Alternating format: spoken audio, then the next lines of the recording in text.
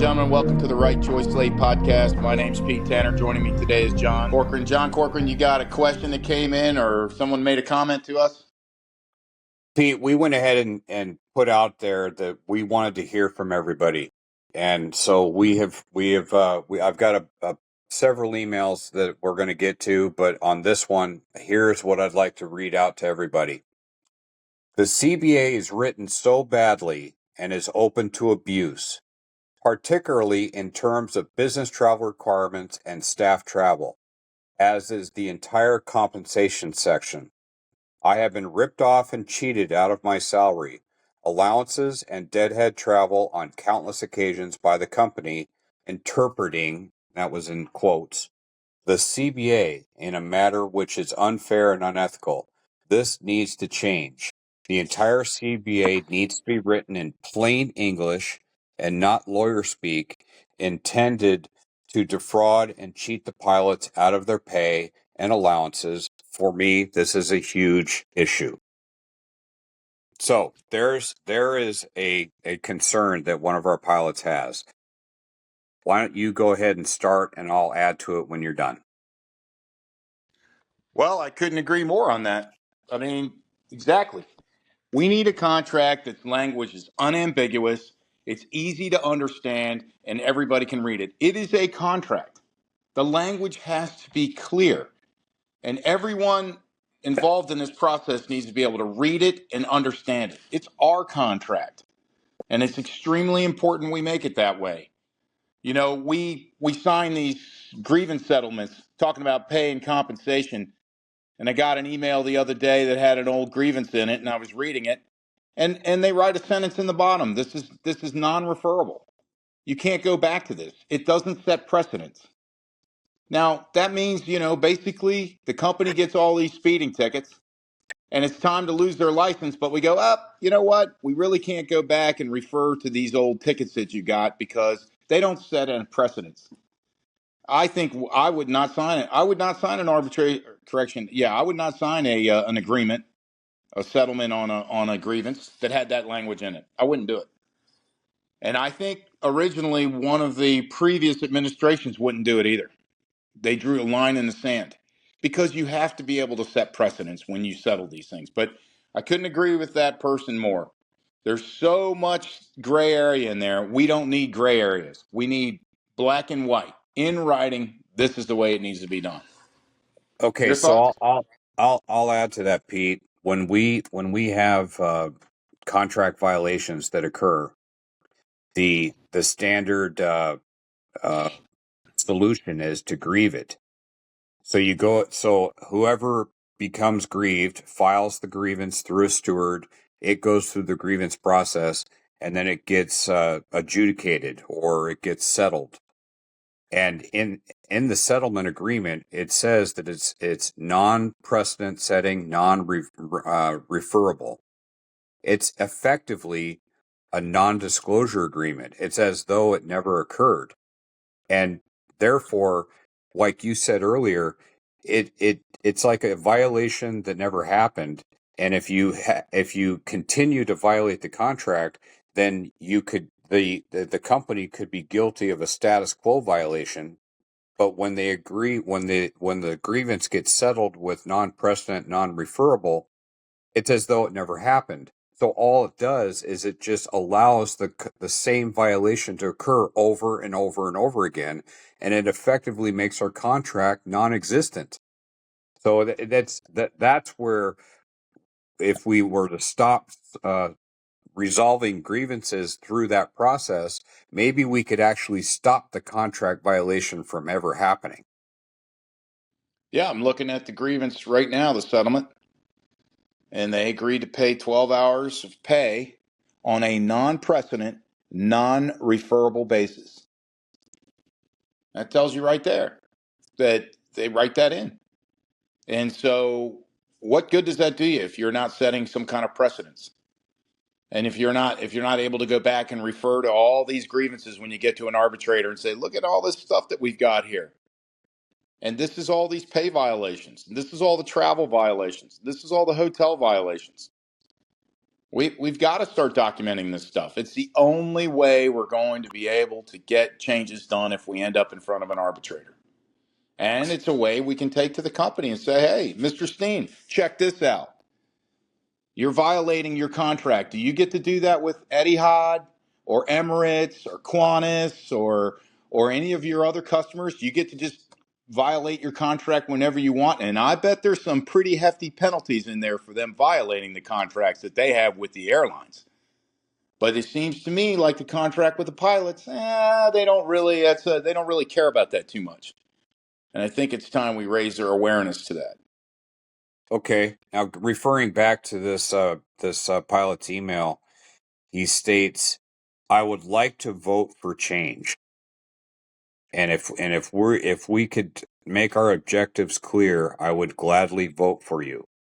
So I'm sure there's many people out there that haven't sent an email that share his opinion.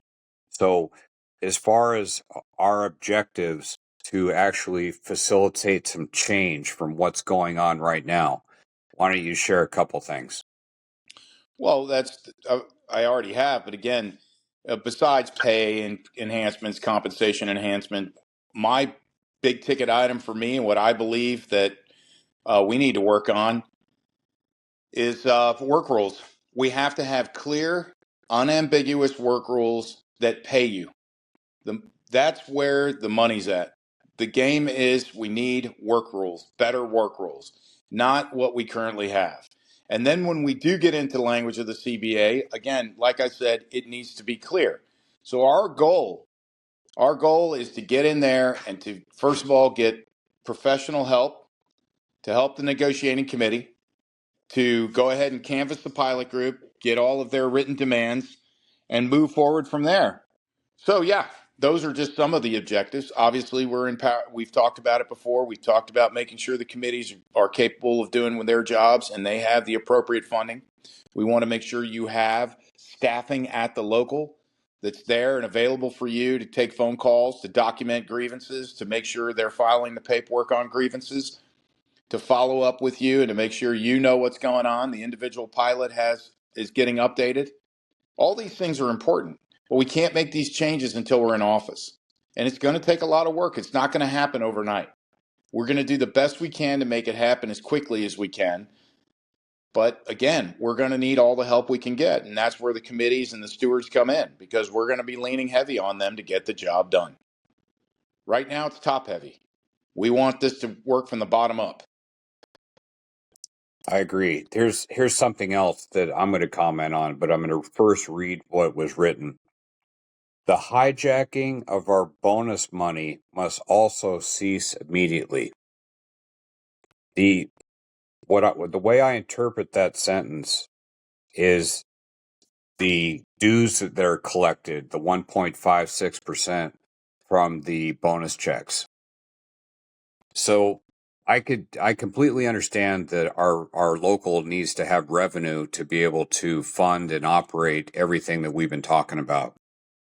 It appears that this member here is saying, at what point is the money all ours? And the bonus check is just another paycheck that we all get.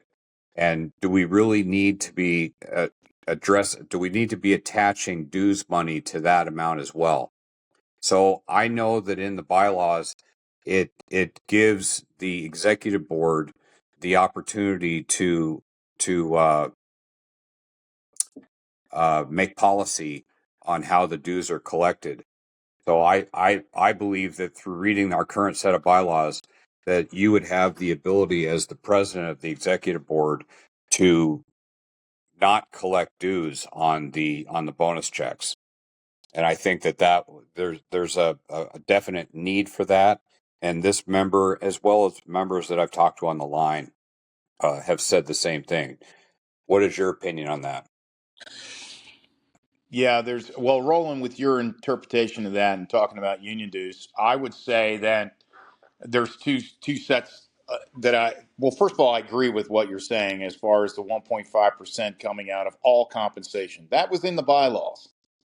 And when we went from 1220 when we went into 1224, when we went from ALPA to Teamsters, part of the task was for us to go through and review the bylaws under Steve Richards. He called me and we talked about it. And I said, Steve, it says in here all compensation.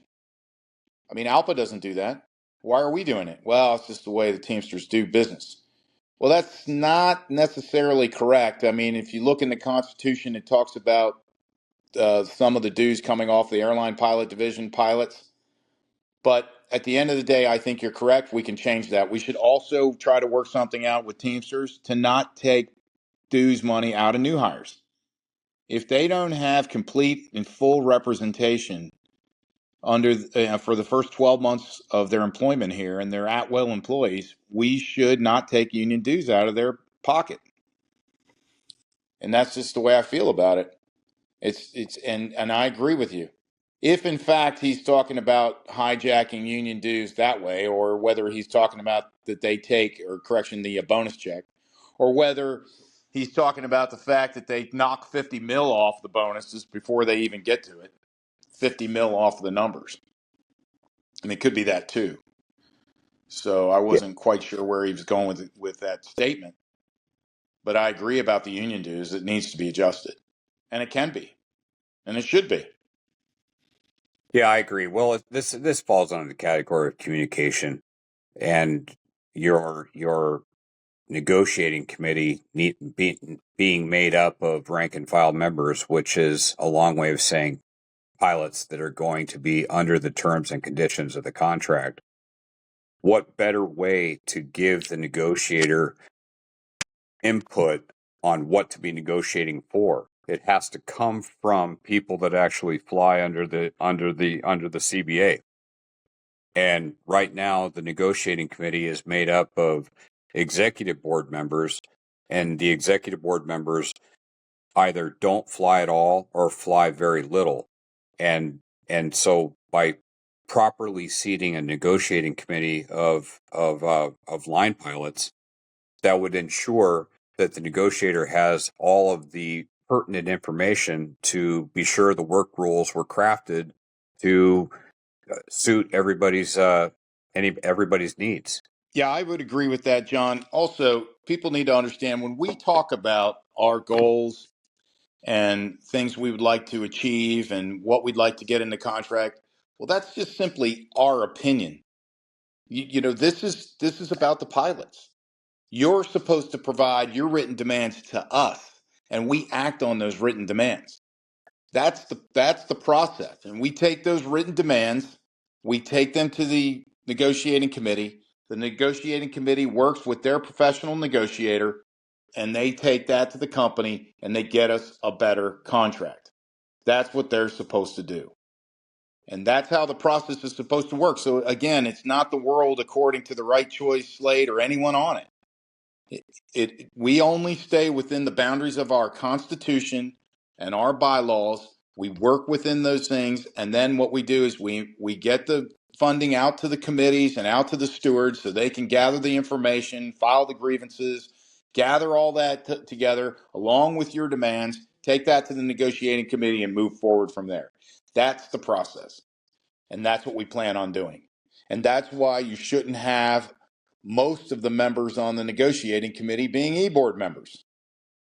They, you know, with the exception of Doug Malcolm, the rest of them are e-board members, and that should change, and it will change under our administration.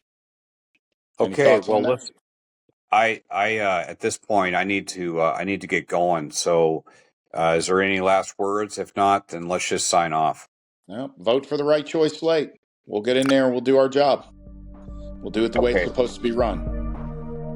All right. Fly safe. Good, Pete. Thank All you. right, we'll see you. All right.